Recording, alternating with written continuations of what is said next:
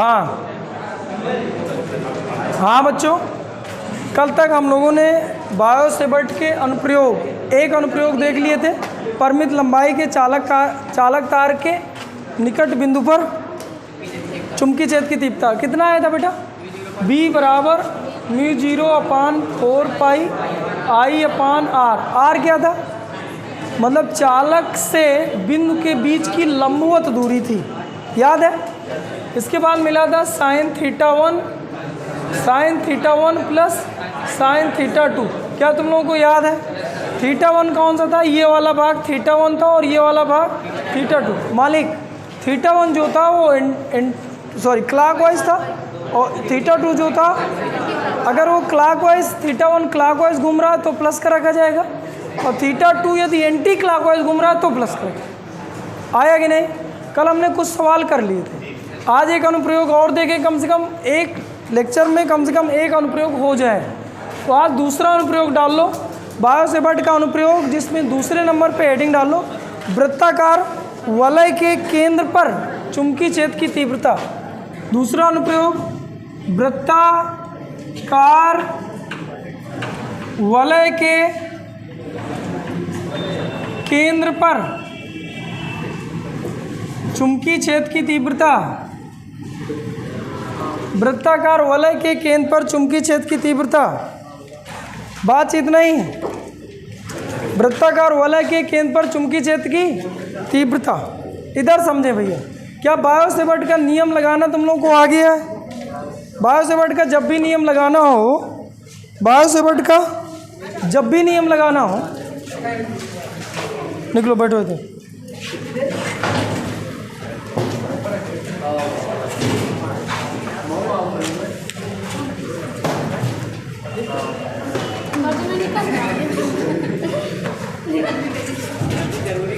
हाँ, बायो-सेवर्ट का जब भी नियम लगाना हो तो पहले नंबर में एक छोटा सा खंड काटेंगे, पता, फिर दूसरे नंबर में थीटा, तीसरे नंबर में दूरी। तीन ही काम करने हैं। बायो-सेवर्ट का नियम क्या है? dB बराबर, बोल दो μ0/4πI/dl sin θ/r²। तो मुझे ये तीन काम करने हैं। पहले एक छोटा खंड काटें, बोल, फिर थीटा डिसाइड करें। थीटा किनके बीच का होना चाहिए? खंड और बिंदु के बीच का। बोल भाई। अच्छा ठीक है, मान लो मैं खंड ले लूँ, यहाँ छोटा सा खंड ले लूँ और बिंदु ले लूँ यहाँ। बता थीटा कौन सा लिया जाए? ये 90 अंश लिया जाए कि 0 अंश लिया जाए? क्योंकि खंड ये है, बिंदु ये है, तो ये वाला कोण चाहिए। अगर मान ले बिंदु यहाँ पर होता, खंड ये होता, तो क्या 90 अंश भी ले सकते थे? बोले यार। तीसरा नंबर आर क्या हुआ करता है?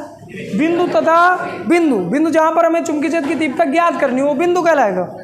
और जहाँ आपने चालक खंड काटा उसके बीच की दूरी, वो लंबवत हो चाहे ना हो। जैसे कल आपको याद हो तो हमने ऐसे करके एक छोटा सा भाग यहाँ काटा था, अरे याद है? बिंदु हमने यहाँ लिया था, तो हमने दूरी जो रखी थी यहाँ पर r की जगह, r² की जगह जो रखा था, तो ये वाले भाग को r माने थे। चालक खंड ये था, बिंदु ये था, इनके बीच की दूरी r कहिए। चालक खंड ये, बिंदु ये, इनके बीच का जो कोण होगा वो थीटा कहा जाएगा, जो यहाँ रखा जाए। अब पहले नंबर में छोटा सा भाग काटो तो तुम्हें चालक खंड पता चले, और जब चालक खंड पता चलेगा तभी थीटा निर्धारित होगा, तभी r निर्धारित। और जब ये तीनों काम हो जाए तभी बायो-सेवर्ट का नियम लगाएं, वरना गड़बड़ होगा। तो चल, आज की जो हमारी हेडिंग है वो है वृत्ताकार वलय। यानी एक वृत्ताकार वलय है। वलय मीन समझ रहे हो? छल्ला, रिंग। हाँ, ये देखो इधर, ये वृत्ताकार वलय है। थोड़ी समझते जाना गौर से। इसमें मैंने I एम्पीयर की धारा प्रवाहित करी और इसके केंद्र पर चुंबकीय क्षेत्र की तीव्रता पूछ रहा हूँ। केंद्र पर चुंबकीय क्षेत्र की तीव्रता क्या होगी? तो पहले तो मुझे बताओ कि चुंबकीय क्षेत्र की डायरेक्शन क्या होगी, चुंबकीय क्षेत्र की तीव्रता की दिशा क्या होगी? Clock, anti clock? पता, धारा क्लॉकवाइज घूम रही है, anti clockwise. Right hand thumb rule, plum rule. अरे कौन सा रूल लगाओगे? Thumb rule, plum rule? Thumb rule क्या कहता है? उंगलियों को धारा की दिशा में मोड़ो। ये उंगलियां है क्या? पैर की नहीं, हाथ की। उनको धारा की दिशा में मोड़ना ऐसे, तो जिधर अंगूठा निकल जाए डॉट क्रॉस। अच्छा अपवर्ड डाउनवर्ड, अपवर्ड, अपवर्ड को कैसे? डॉट से क्रॉस से। अगर आपको कभी भूल जाए कैसे तो आप ऐसा समझो कि हम ऐसे यहाँ दिखाया करते, अब तीर ऐसे आ रही तो केवल बिंदु दिखाई देता है, और तीर ऐसे जा रही तो ये दिखाई देता है क्रॉस जैसा। तो नीचे को जाए मतलब क्रॉस, ऊपर को जाए तो, क्योंकि तीर का ये पॉइंट दिखाई देता है तो इसलिए डॉट दिखाई दे रही है। तीर ऐसे चल रही है भाई, ऊपर को मतलब तीर अब सेट करो ना ऊपर को, तो ये पॉइंट दिखेगा तो डॉट। अगर मैं नीचे कर दूँ तो तीर ऐसे जाती नीचे को, तो ये दिखाई देता तो क्रॉस जैसा दिखाई देता। मान लो डॉट क्रॉस भूल जाए तो इसे कहते हैं चूजों को ऐसे पढ़ाया जाता है। क्या करें? अरे ठीक, कुल मिला के इसमें बी आता, ऊपर को आता। अच्छा ये जो इस पर बी आएगा कितना वो हमें निकालना है बायो सेवर्ट का नियम का उपयोग करके। तो नियम कहता है पहले छोटा सा भाग काटो। तो कहाँ काटें? जहाँ मन चले। मान लो ये काटे, अरे बोल यार, इसकी लंबाई लगभग नगण्य है, एक बिंदु काटा है मैंने, लेकिन जानबूझ के थोड़ी जूम करके दिखा रहे हैं। अरे आया। अच्छा ठीक, दूसरे नंबर में क्या कहा कि जो भाग तुमने काटा है और बिंदु के बीच एक लाइन खींच दो जो आर कहलाएगी। तो अगर इसकी त्रिज्या आर होती तो रियल में आर ही सेट है। अरे नहीं आया, यही हमें बायो सेवर्ट के नियम में भी यही आर रख देना था। तीसरा कहा था कि कोण डिसाइड कर लो, कोण ऐसे करके कि अगर ये छोटा सा भाग काटे हो, ये चालक खंड कहलाएगा डेलियल, यहाँ से यहाँ तक की दूरी आर कहलाएगी, ये कोण थीटा कहलाएगा। तो थीटा जो हुआ करता है खंड और बिंदु के बीच होता है। तो भैया ये खंड है, ये बिंदु है, इनके बीच का कोण। कहने का मतलब अगर इस पॉइंट पर मैं थीटा खींचूँ, इस पॉइंट पर, तो मेरे हिसाब से 90 अंश है। तुम्हारा हिसाब क्या कह रहा है? कह रहा है एक मैंने बहुत छोटा सा भाग काटा है, बहुत छोटा सा, ये इतना लंबा, उसको थोड़ी मैं बड़ा सा दिखाया रहा हूँ। इस पॉइंट, ये वाला जो पॉइंट है इस वाली रेखा पर लंबवत है, क्योंकि स्पर्श रेखा त्रिज्या पर, स्पर्श रेखा एक पॉइंट से होकर जाती है। नहीं है, नहीं है, मतलब समझे? इसका मतलब बायो सेवर्ट का अब नियम में अगर लगाऊं, ये चालक खंड का इसकी लंबाई डेलियल है, ऐसे त्रिभुज वाला लगाया जाएगा, डीएल है, ये त्रिज्या आर है। क्या तुम्हें बात थोड़ी समझ में आई? अरे आई नहीं है। अच्छा बायो सेवर्ट का नियम क्या कह रहा है? कह रहा है डीबी बराबर, अच्छा डीबी किसके कारण है? चालक खंड के कारण। चालक खंड तुम्हें दिख रहा है क्या? चालक खंड के कारण उत्पन्न चुंबकीय क्षेत्र की तीव्रता, चुंबकीय क्षेत्र की तीव्रता। तो हम बायो सेवर्ट का नियम कर रहा है डीबी बराबर μ0/4 पाई आई। इसमें कितना करंट जा रहा है बेटा? आई साइन थीटा, आई डेलियल, डेलियल की जगह मैंने डेलियल ही माना है। साइन थीटा, थीटा की जगह 90 अंश माना 9 निकला है, अपान आर स्क्वायर। तो क्या आर की जगह आर ही रख दूँ? ये वाली दूरी रखना था, जो भी मानूंगी वही हो जाता, आर स्क्वायर। क्या तुम्हें बात थोड़ी समझ में आ रही? अच्छा पता है ये कितना लिखा है? डीबी बराबर μ0/4 पाई आई DL/आर स्क्वायर, DL/आर स्क्वायर। क्या मैंने सही लिखा? साइन 90 का मान 1। चल ठीक। अच्छा बता, ये जो चुंबकीय क्षेत्र की तीव्रता निकली है पूरे चालक कारण निकली कि केवल खंड के कारण? तो क्या पूरे हमें चालक के कारण चाहिए, तो क्या समाकलन करें? अतः करके हम लिख सकते हैं कि संपूर्ण वलय के कारण चुंबकीय क्षेत्र की तीव्रता अगर निकालना है तो क्या मैं समाकलन करूं? और यहाँ पर लिखूँ μ0/4 पाई आई DL/आर स्क्वायर। क्या मैं सही कर रहा हूँ? अच्छा बता, मुझे लिमिट कहाँ से कहाँ रखनी चाहिए? 0 से लेके, मान लो यहाँ से काटा तो 0 से चालू करा और घूम के पूरा घूम गया, तो कितना भाग घूमा मैंने? 2 पाई आर घूमा कि 2 पाई घूमा? 2 पाई भी घूमा और 2 पाई आर भी घूमा। नहीं है, नहीं है। अगर मैं 0 से लेके यहाँ 2 पाई रखूँगा, 2 पाई मतलब समझ गए ना बेटा, यहाँ मैंने घूमा 360 अंश, तो 2 पाई जिसे बोल रहे हो 2 पाई मतलब 360 अंश ना, मैं तो वालों। लेकिन अगर मैं यहाँ घूमा होता तो क्या मैं परिधि पर घूम रहा हूँ, तो क्या 2 पाई आर होता। अच्छा बताओ, मैं 0 से 2 पाई लिखूँ कि 2 पाई आर लिखूँ? 2 पाई लिखने में क्या कष्ट है? क्योंकि हाँ, अगर मैं थीटा पे लिमिट चढ़ा दिया तो यहाँ जो डीएल लिखा है यहाँ डेल थीटा होना चाहिए, नहीं है, नहीं है, तो फिर से मुझे बदलना पड़ता। बदलने में कोई दिक्कत नहीं, बदला जा सकता है, लेकिन हम क्यों जानबूझ के उस सवाल को और लंबा खींचे? तो मैं सीधे सीधे लिमिट लगाऊँ 2 पाई आर, मतलब हम लंबाई की लिमिट भी लगा दी, और लंबाई के सापेक्ष हमें, हाँ तो बताइए कितना लिखा बेटा? डेल बी का कितना? बी म्यू 0/4 पाई क्या बाहर, I/r² बाहर, डेल एल का समाकलन यल, upper limit minus lower limit, तो क्या मैं लिख दूँ 2 पाई आर माइनस 0? नहीं है, नहीं है, 0 लिखने की कोई ज़रूरत। निपटाओ, कितना निपटा? Mu 0/2 I/r। गौर से देखें, देखिए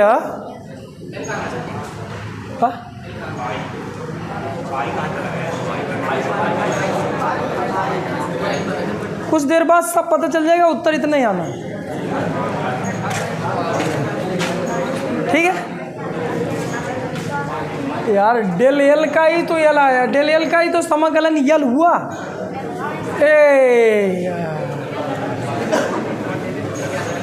म्यू 0/2 पाई I/r², अब बोले मिला डेल एल, तो डेल एल का मैंने समाकलन कर दिया तो मिला यल, फिर लिमिट लिखा 0 से लेकर 2 पाई आर, फिर अपर लिमिट माइनस लोअर लिमिट, तो मैंने डायरेक्ट रख दिया था ना।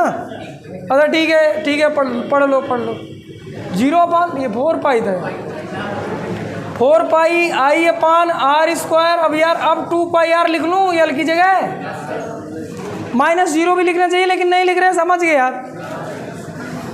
मुझे तुम लोग समझदार लगते हो यार, तो थोड़ी परिचय दिया करो समझदारी वाला। I/r, अब गुणा भाग काटे वाटे आता ना, पाई से पाई गया, समझ में आया? अब वो जब तक मैं ऐसे ना करूं, बच्चों को भरोसा नहीं होता कि कटा है। उत्तर छापे, माना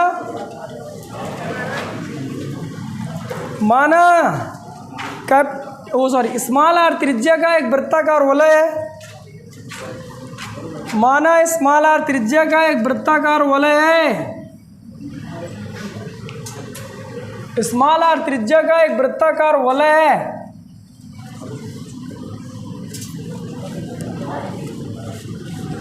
माना स्मॉल आर त्रिज्या का एक वृत्ताकार वलय है,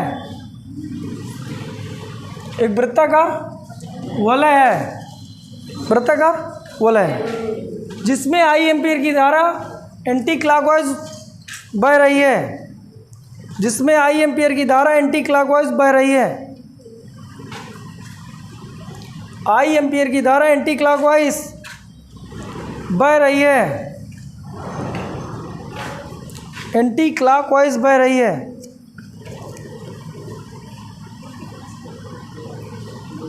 एंटी क्लॉकवाइज बह रही है। लिखा बेटा?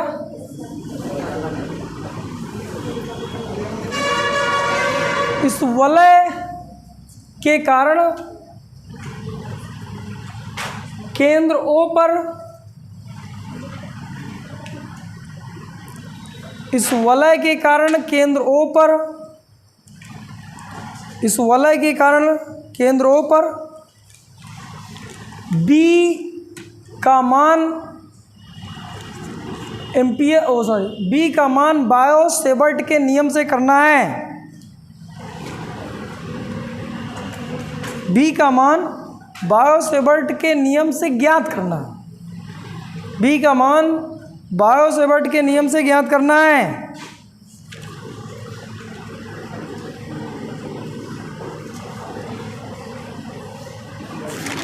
हाँ, लिख लिया बेटा? बायो-सेवर्ट के नियम से ज्ञात करना है। बायो-सेवर्ट के नियम से पैराग्राफ से लिखिए। इसके लिए वलय खंड को, इसके लिए वलय खंड को छोटे छोटे भागों,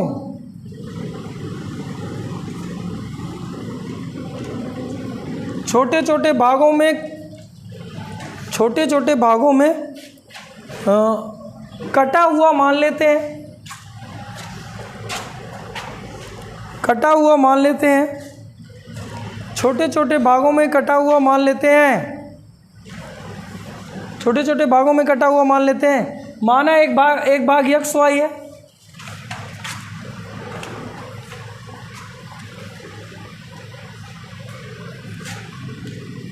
माना एक भाग एक्स वाई है,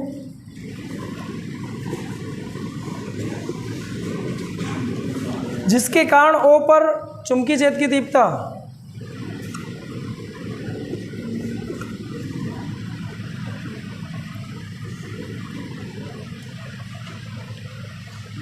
जिसके कारण ओ पर चुंबकीय क्षेत्र की तीव्रता चित्र बनाते हुए शुरू से लेके लास्ट तक छाप लेना है।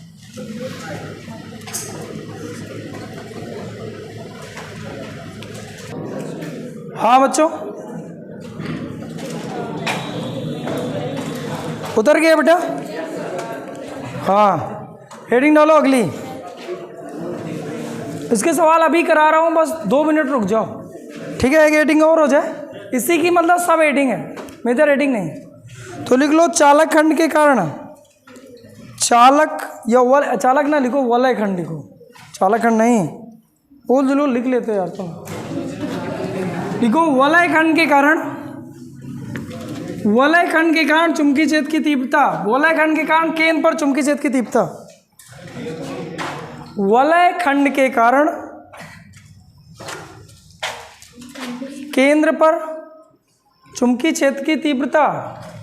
देख इधर, आज पूरा 1 घंटा यही चल रहा है। गौस देखो बेटा, एक मैंने वलय खंड ले लिया, अभी तक मैं पूरा वलय का पूरा वलय लिया था। वलय मीन समझ रहे ना बेटा, रिंग। इस बार हम रिंग का पूरा भाग ना ले, रे के रिंग का छोटा भाग ले रहे हैं। अरे आया,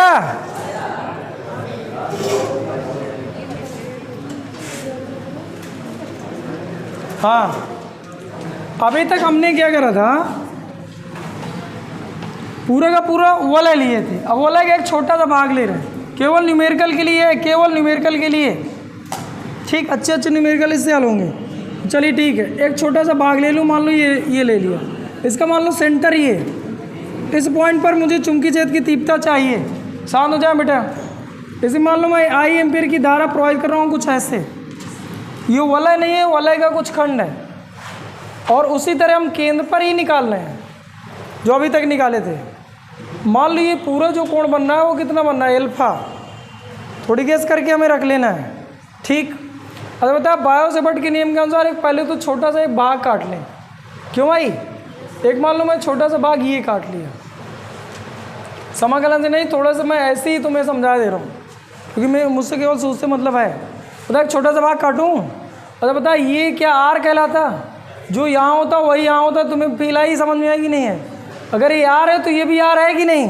अच्छा बता कि अभी भी यहाँ पर जो ये बिंदु जो छोटा सा भाग है अभी भी क्या 90 अंश पर है, तो क्या डी बी बराबर सूत्र लिखा जा सकता है μ0 अपान 4 पाई आई डी एल साइन 90 मान 1 अपान आर स्क्वायर। क्या मैंने सही लिखा है? अगर मान लो मुझे ये पूरा जो खंड है उसके कारण चाहिए, तो क्या इसी को मैं लिख सकता हूँ ऐसे ऐसे करके? अरे बोल, क्या यहाँ से लेके यहाँ तक अगर मैं टोटल लंबाई इसको यल मानता हूँ, क्योंकि अभी मुझे लिमिट रखना था, पूरा होता तो मैं लिमिट लगाता 0 से लेकर 2 पाई आर। अरे बोल भाई, तो क्या अगर मैं यहाँ से लेके यहाँ तक लिमिट लगाऊँ तो क्या 0 से लेके यल लगा लूँ, तो क्या डी बी बराबर क्या बी लिखा जा सकता है? क्या μ0 अपान 4 पाई लिखा जा सकता है? अरे बोलो भाई, क्या आई अपान आर स्क्वायर लिखा जा सकता है? डेल एल की जगह यल, और यल की वैल्यू यल ही है। नहीं है, नहीं है। अरे बता लंबाई कितनी होती? बहुत छोटा सा भाग वाली है, तो क्या कोण बराबर 4/3 त्रिज्या, तो क्या मैं इसको ऐसे भी लिख सकता हूँ कि डी बी बराबर मतलब बी बराबर μ0 अपान 4 पाई आई अपान आर स्क्वायर था ना, आई अपान आर स्क्वायर। और अगर हम लोग यहाँ चित्र से तो देखें तो कोण बराबर 4/3 त्रिज्या यल अपान आर। प्राण पकेरू आया? बता यल की जगह क्या लिखूँ? Alpha r. तो क्या एल्फा इंटू आर क्या है? एक आर से आर निपट गया, तो आर से आर निपटा मतलब उत्तर कुछ ऐसे आ गया। और ये तुम्हारे 50% न्यूमेरिकल को निपटाएगा। ये सवाल नहीं है, एकदम राकेटा निकल के आया है भाई। लिखो, जैसे मैंने छापा वैसे छाप लेना है, कुछ नहीं न्यूमेरिकल के लिए। अरे उसी का एक खंड है, बात मान लो यार, मास्टर क्या कहना। हाँ हटा दे रहे।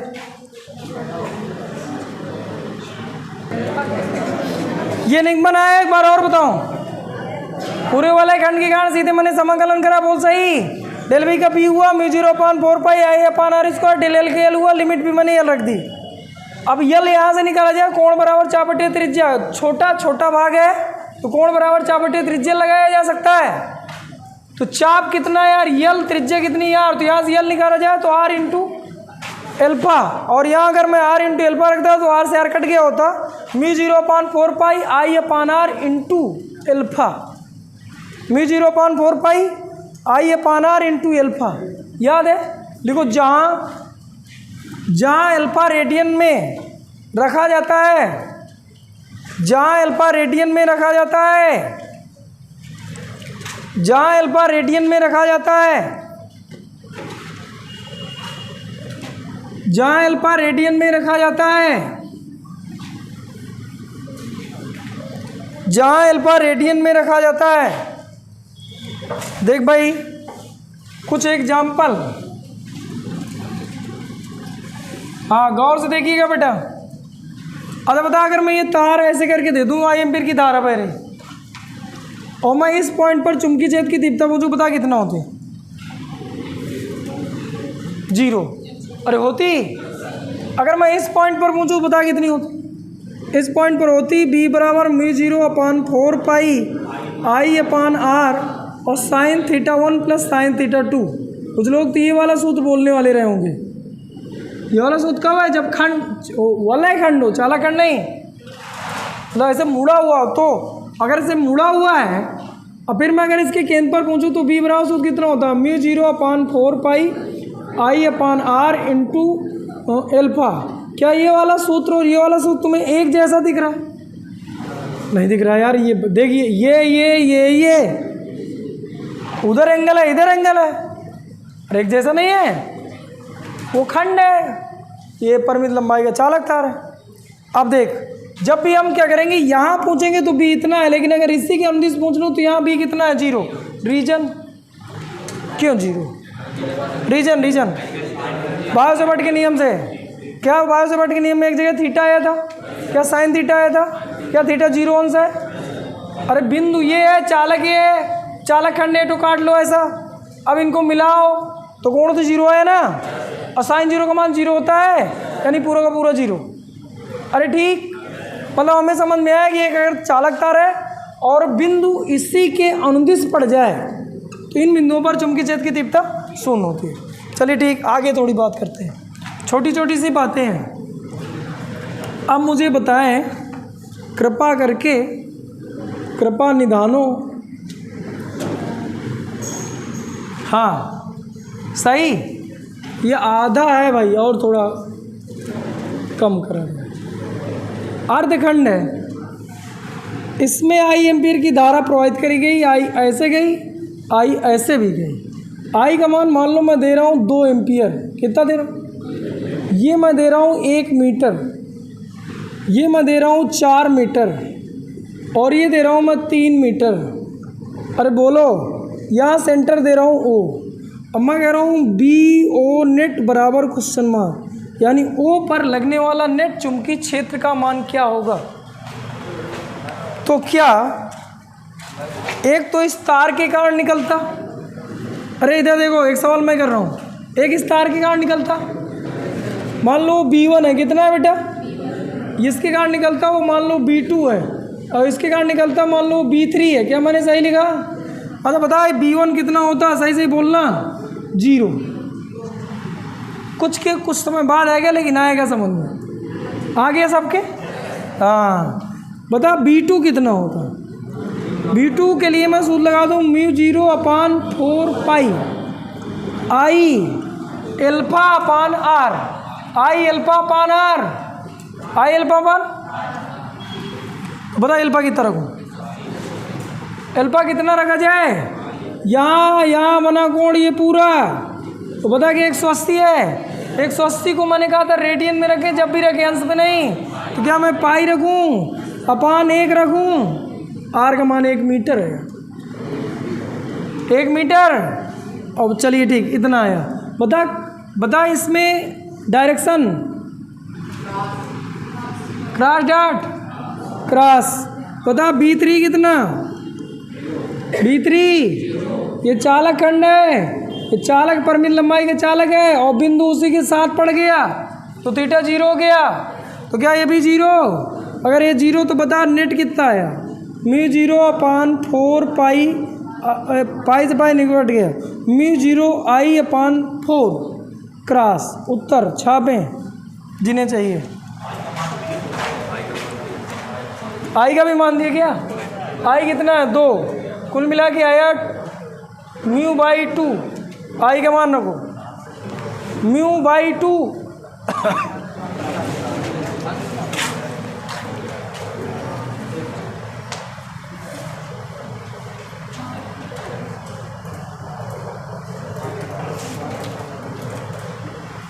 μ/2 इसका उत्तर रहा। क्या तुम ऐसे सवाल लगा लोगे? ठीक है, ट्राई करते हैं।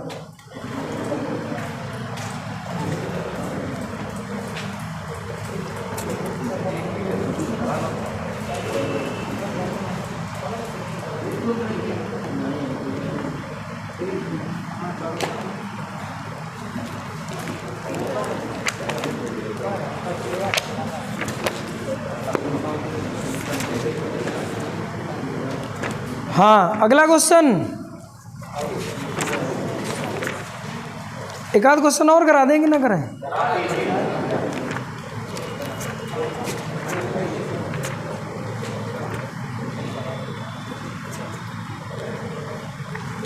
मुझे कराना ही था, बस तुम्हें सुनना चाह रहे थे तुम क्या बोल रहे।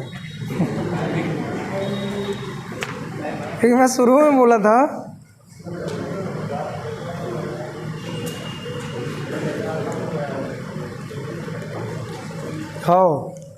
हाँ ठीक ठीक, चलिए ठीक। हाँ फिर से क्वेश्चन थोड़ी अच्छे, ठीक, क्वेश्चन थोड़ी, हाँ ये सेंटर है,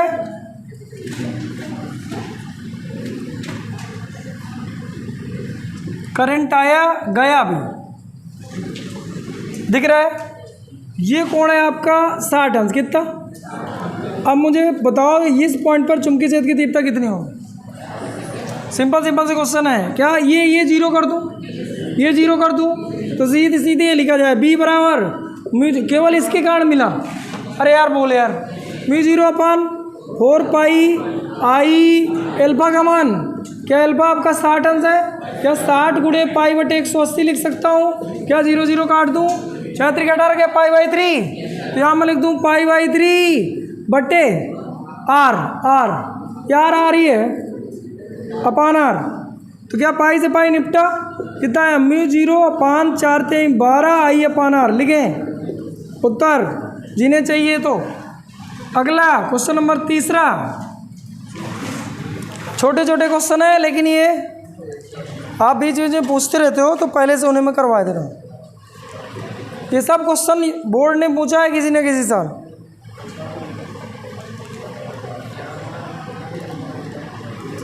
कुछ क्वेश्चन मित्तल और एक्सीलेंट में साल भी हैं। कितने लोगों ने यूनिवर्सल खरीद ली?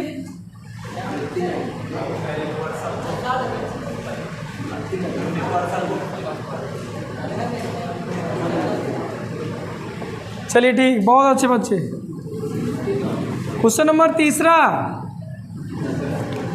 हो, थोड़ी अच्छा क्वेश्चन करें, करा जाए। हाँ क्वेश्चन थोड़ी बढ़ाए यार,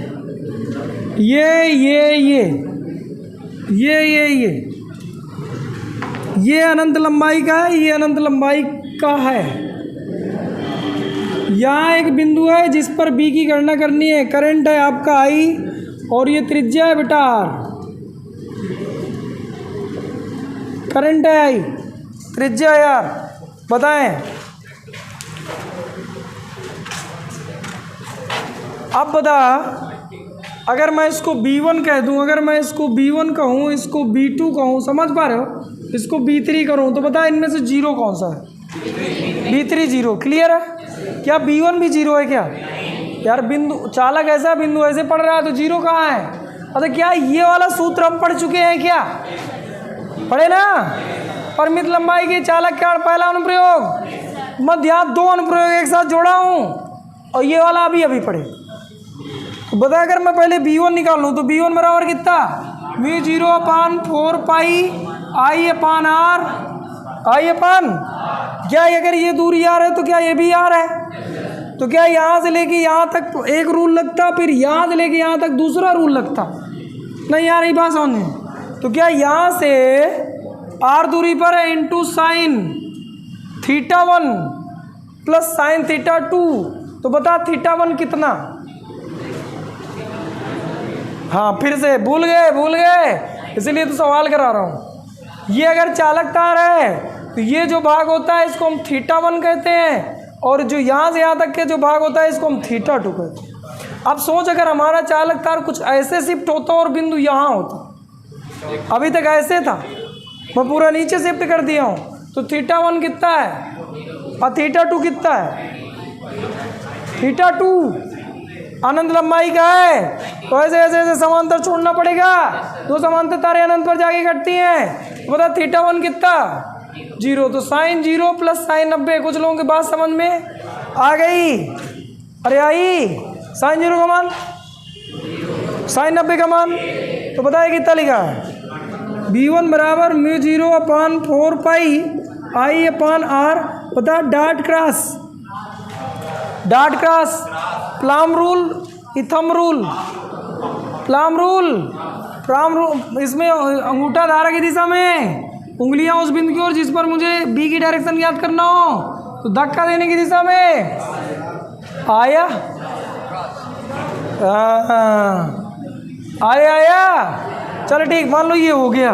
B2 का मान क्या? ये वलय खंड है, वलय खंड के लिए अभी हमें सूत्र रटे, क्या रटे?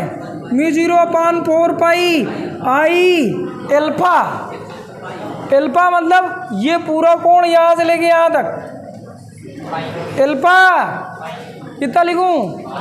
π/2 पाई, एल्फा की जगह पाई, अपान R की जगह R, तो एक एल्फा कुल मिला से ये निपट गए। ये बता कितना? Dot cross, dot cross, cross क्या? तुम्हें दाहिना हाथी घुमा रहा है क्या? यहाँ पर क्या थंब रूल लगाए? क्या उंगलियों को धारा की दिशा मोड़े तो क्या अंगूठा नीचे जा रहा है, तो क्या क्रॉस हुआ? नहीं है, नहीं है। क्या बता? B3 बराबर क्या? जीरो। क्या तीनों को जोड़ दूँ तो क्या नेट निकलता? तो नेट कितना निकलता भाई? नेट निकलता μ0/4, क्योंकि यहाँ पाई से पाई कट गया था, तो यहाँ I/R, यहाँ बचता बेटा, यहाँ आपका 1 प्लस पाई, 1 प्लस 1/पाई, ये इसका उत्तर है। और उत्तर आता क्रॉस।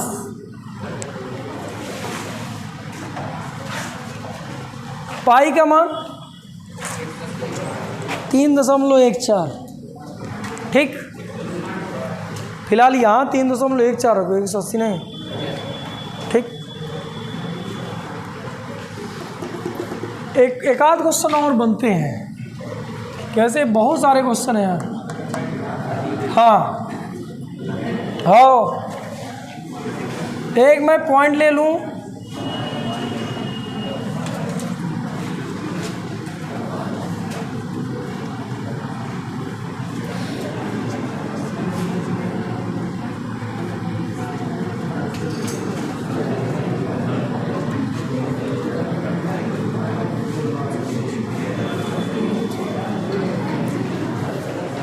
आया चित्र दिखा, ये सेंटर है।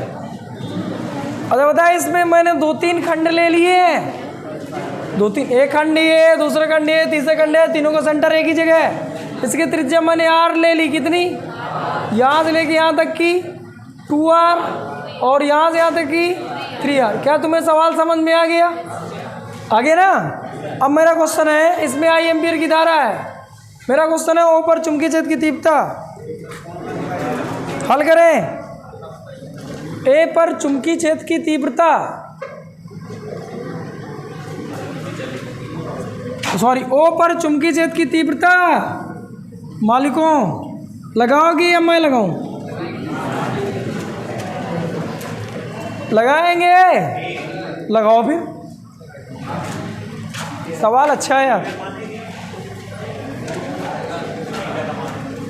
थीटा दे दे। थीटा का मान है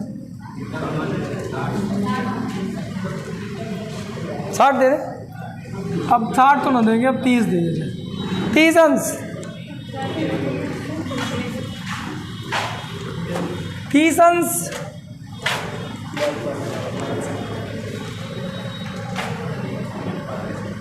यार 3 टू वलय खंड है बेटा। ये ऐसे सवाल जब आप लोग बैठोगे किसी कंपटीशन में तो मात्र 60 सेकंड में हल करना है, और 60 सेकंड में तुम्हारा फेरा नहीं बनाया हो। 60 सेकंड में तुम्हारा करंट नहीं आर पार जा पा रही है। थोड़ी स्पीड बढ़ाओ। अब कक्षा 12 में आओ मालिक।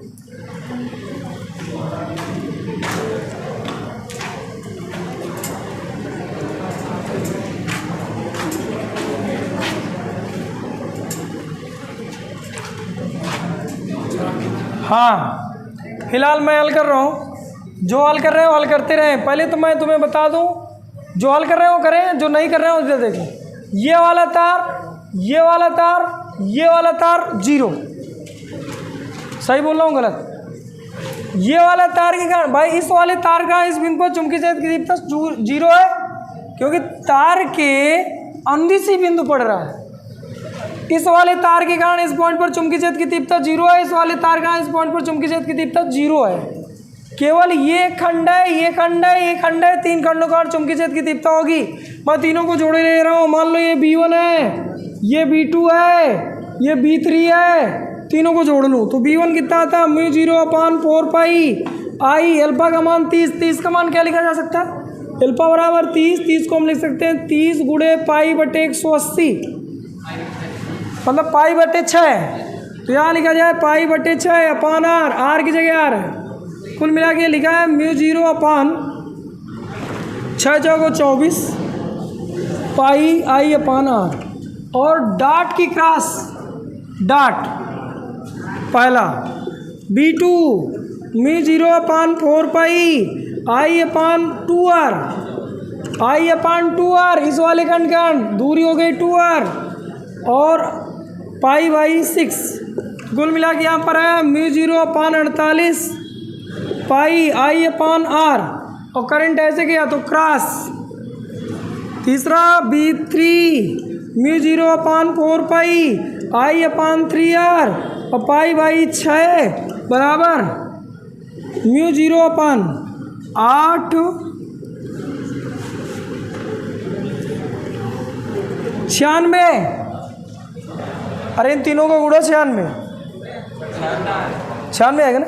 4 3 12, अब 12 72 आता ना? 72 आएगा। सोच लो फिर ना गए ना, 72 आता। ये सही है ऊपर वाला गुणा।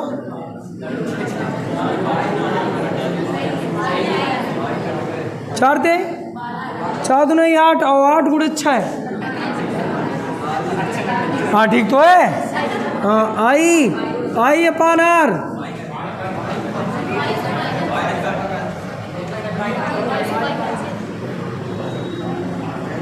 कट्टा तो है। क्रॉस डाट, क्रॉस की डाट। करंट ऐसे गया, नेट निकालो। अरे जिन्हें ना समझ में आया आराम से समझाओ। ये पहला वाला आया बेटा, सूत्र लगाया μ0/4 पाई I upon are. Alpha, alpha का मान ये लिखा है पाई बटे 6। अब देख पाई से पाई निपटाया हूँ और 4 गुणे 6 तो पहाड़ा पढ़ लिया हूँ, आई अपन आर रख लिया। ऐसे यहाँ पर रखा हूँ कोण, इसके लिए भी वही कोण है, ये रखा हूँ, लेकिन यहाँ आर की जगह 2r रखा हूँ, यहाँ आर की जगह 3r, बाकी तीनों जगह वही है। इसमें करंट ऐसे जा रहा था तो ऊपर, इसमें करंट ऐसे जा रहा तो नीचे, उस वाले में करंट ऐसे जा रहा तो ऊपर, मतलब ये और ये जुड़ेंगे, ये घटेगा, ये बात पता चल गई। तो जब मैं बी नेट निकालता तो आ जाता μ0 अपान पूरे से कितना काम है, 24 से सब कट रहे क्या, ये 24 से कट रहे क्या, 24 दूना 48, हाँ कुल मिला के 24 से सब कट रहे हैं। 24 आई अपान आर कामन, यहाँ कितना बचा 1, यहाँ कितना बचा 1/2 मेरे हिसाब से, हिसाब तुम भी अपना लगाते रहना, 1/3। तो बता ये कितना लिखा है, अच्छा ये कितना लिखा है, एलसीएम 6 है, ये लिखा है 6 + 3 + 2, हाँ माइनस का 2 है, माइनस क्यों, हाँ अरे सबके समझ में है, हाँ गलत होने से बचा लिए, मतलब बच्चे सब समझदार हैं। 6 में से 3 गया 3, 3 में से 2 जुड़ा 5, यानी 5/6, तो 5/6, 6 का गुणा 24 से कर दो तो 6 चौको 24 की 4 हासिल है 2, 6 दूना 12, 12 2 144, और म्यू आई अपान आर, ये उत्तर है 5/144 म्यू आई अपान आर। ये हवा लग रही,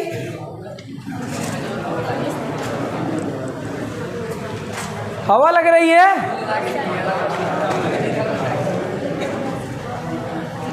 करे अरे आया और सवाल एक, ये सवाल बेटा आते हैं वो ज़्यादा कंपटीशन वाला ना,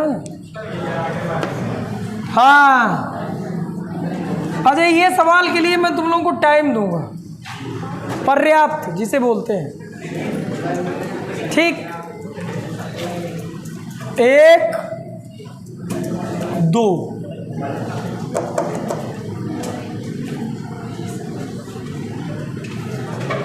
यार 360 में 8 का भाग करो कितना था, 45।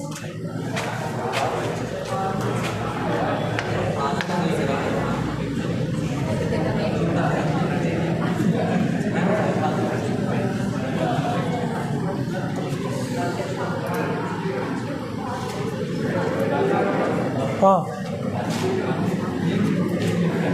हाँ 360 में 8 का भाग करने से 45 आता ना पक्का, बाद में कहा ना,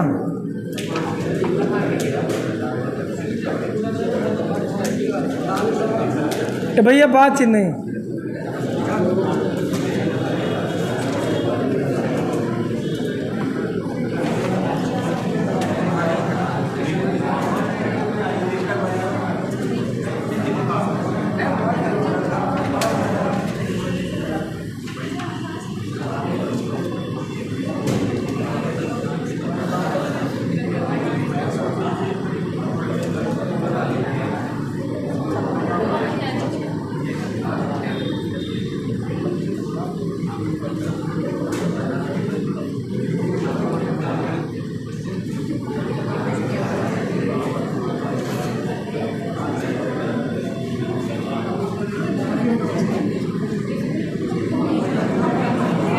हाँ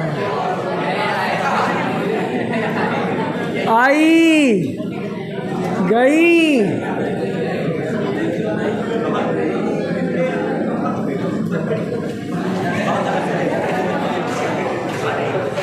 ये तुम्हें दिख रहा है चित्र, इस चित्र के कारण केंद्रों पर चुंबकीय क्षेत्र की तीव्रता, सब लोग गोला खींच डाले थे ना, पता था मुझे, हल करोगे या मैं बताऊं, ये जो छोटा वाला है एक अंदर छोटे वाले 4 खंड हैं और बड़े वाले 4 खंड हैं। तो यहाँ से लेके यहाँ तक जो त्रिज्या है 2r है, और जो ये छोटा वाला खंड है इसकी त्रिज्या r। ये सेंटर है बेटा, के अंदर सब मिटा दिए जाए।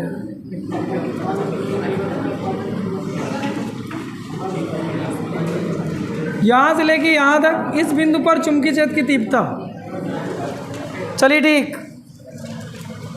हाँ कर लोगे बेटा। देखो मैं समझा दे रहा।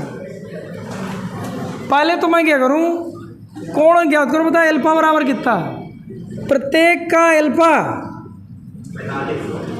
बात समझ गए, 360 है, और टोटल खंड छोटे बड़े सब मिलाकर 8 है, बराबर 45 अंश है।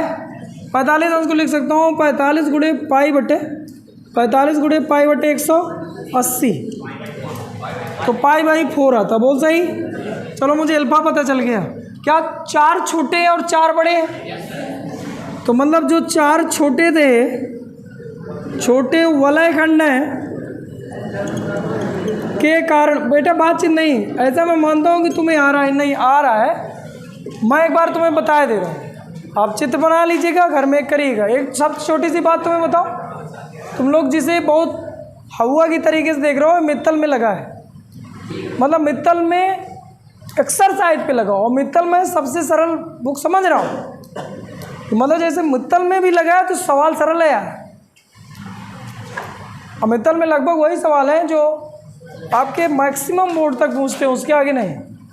मैं ऐसा मानता हूँ फिलहाल। अब चूँकि हर साल नई स्टैंडर्ड आ जाती है, मान लो कोई लाइव सुने तो बुरा ना मानेगा मेरा कहने का मतलब, क्यों यार। हाँ इधर 4 छोटे वलय खंड के कारण V1, अगर V1 निकाला जाए तो देख बेटा इधर V1 के लिए वलय खंड के कारण V का सूत्र क्या होता है, μ0/4 पाई आई अल्फा, अल्फा की जगह की तरफ हूँ पाई बाई 4 अपान r। तो r छोटे वाले वलय के लिए r कितना है भाई, छोटे वाले वाले के लिए r है, और बड़े वाले वाले के लिए r 2r। मतलब बता क्या सभी में करंट ऐसे जा रहा है, तो क्या मैं डाट दिखा दूँ और थोड़ी सी हल भी कर लूँ क्या? पता है कितना लिखा है, पाई से पाई निपटा दिया जाए, 4 चौक 16 μ0/16 आई अपान r। क्या मैंने सही लिखा है? अरे बोलो यार, क्या डाट है क्रॉस है यार, क्रॉस है यार, नीचे की ओर क्रॉस आया नहीं है। अब बता ये 1 के कारण निकला कि 4 के कारण? अरे 1 का ही तो लिखा हूँ 45 अंश, तो अब मैं क्या 4 का भी और गुणा करूँ? 1 का इतना है तो 4 ऐसे ऐसे जोड़ देना, चारों प्लस पे जा रहे हैं, तो क्या 4 का गुणा कर दूँ तो मेरे हिसाब से 16 फिर से 4 में आ गया, नहीं है या नहीं है? अरे बता 4 बड़े खंडों के कारण V2 बराबर μ0/4 पाई आई अल्फा। तो क्या बड़े वालों के लिए भी अल्फा वही है?